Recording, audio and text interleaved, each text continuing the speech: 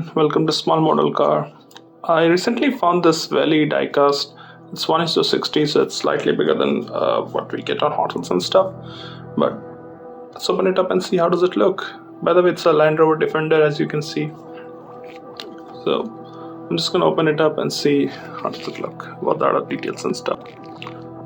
So here is the casting. The first thing I want to say, I found it in a hardware store out of all the places, so I was surprised to see a Welly diecast. But let's see how does it look. So paint, it's very simple white paint. I like the wheels. They look better than what you get normally in Hot Wheels.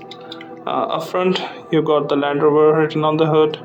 You got the detailed headlamp, but turn indicators are not detailed, and you haven't got any badges on the hood. Again, I think these look like vent small, so you got those. You do get the sunroof up there. No other major details up front. Now moving to the driver's side,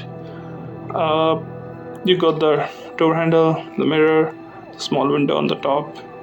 It's a two-door, so you got the bigger window back there. You got a black molding going on the side.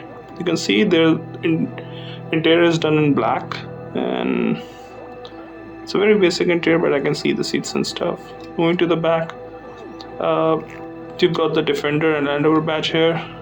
Also, you got the detailed turn indicator and tail lamp, number plate. Obviously, the spare wheel with the windows back there, and looks like you got a tow. Yeah, it looks like a tow hook. You got a tow hook back there. Steel bumper, obviously. Coming to the passenger side, almost identical, the only difference being fuel filler cap and a vent, which I didn't see on the driver's side. Usually these are right-handed, so right-hand drive, so mostly steering on this side, but this one is a left-hand drive model. On the bottom, made in China, Welly. Well, that's all. So overall, for the price I got, it's a good casting. It's just like the main line you get on Hot Wheels and Matchbox.